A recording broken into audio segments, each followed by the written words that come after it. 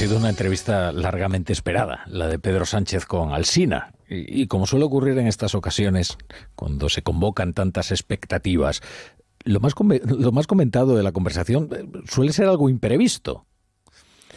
Por ejemplo, esta teoría sobre la nueva crisis de los 40 que ha apuntado el presidente del gobierno, cuando Alsina le ha pedido una evaluación del desempeño de su ministra de Igualdad, Irene Montero. Hay un ciudadano, y digo ciudadano, es decir, hombres de entre 40, 50 años, que han visto en algunas ocasiones que algunos discursos, no tanto las políticas, que algunos discursos han sido, digamos, incómodos hacia ellos.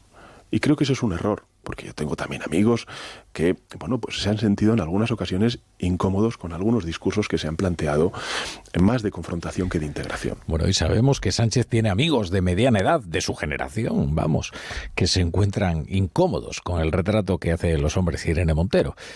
Este es un asunto delicado, para el PSOE. Porque esta será una legislatura recordada también por la fractura que provocó en el movimiento feminista que la visión de Montero se convirtiera en la predominante en el gobierno.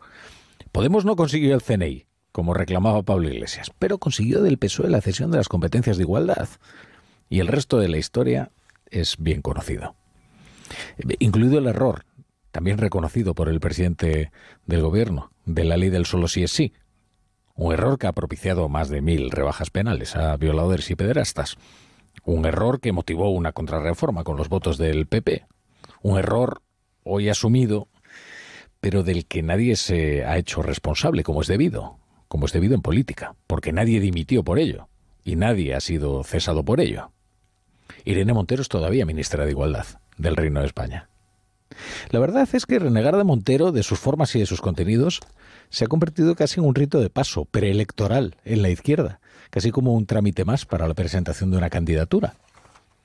Vetada por Yolanda Díaz, sin un puesto en las listas, después de que Podemos se haya resignado a que se mantenga ese veto y a que nada puedan hacer para recuperar la figura política de Irene Montero, Montero, ha decidido responder al menos a Pedro Sánchez de forma escueta, es verdad, con la fotografía de una pancarta en una manifestación feminista. Lo ha colgado en Twitter. Esa pancarta dice: disculpe las molestias, pero nos están matando.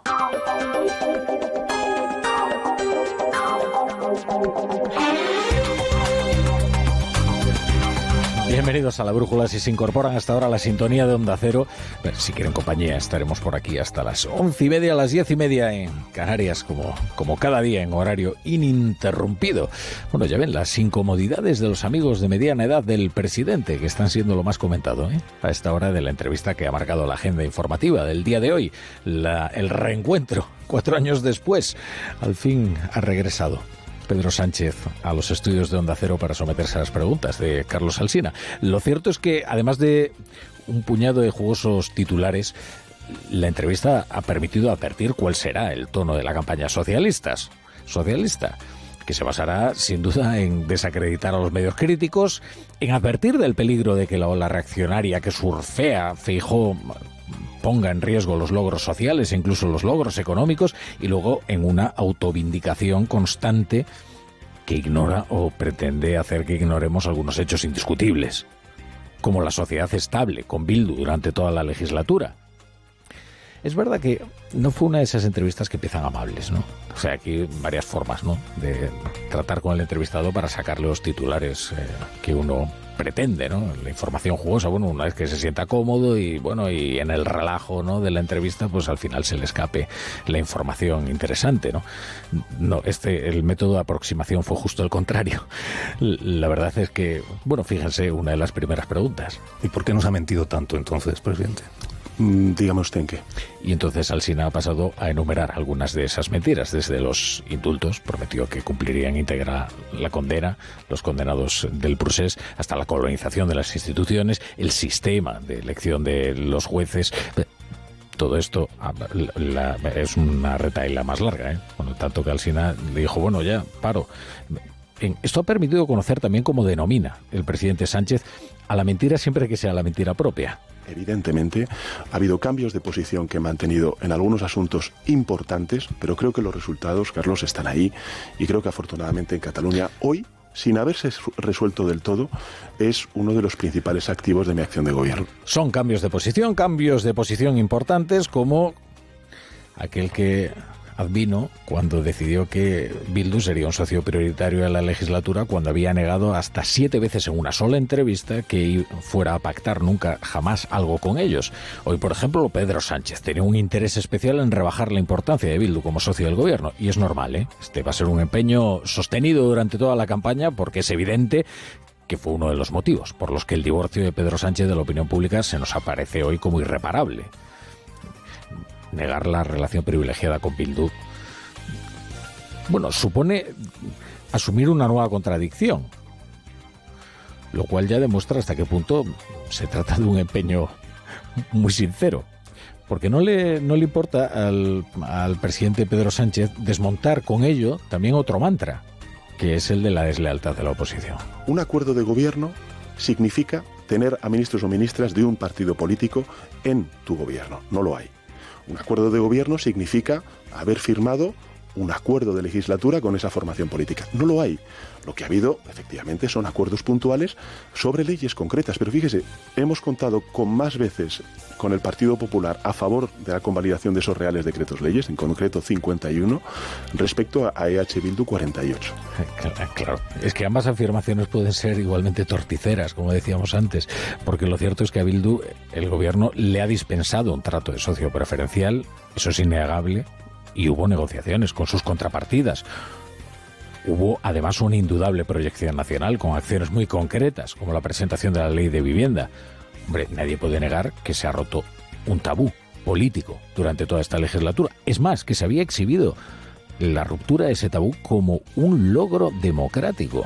El poder sentarse en una mesa de negociación con Bildu y, bueno, pactar determinadas leyes o determinada agenda legislativa. Bueno, en cambio a su derecha Pedro Sánchez siempre ha reclamado un apoyo sin condiciones.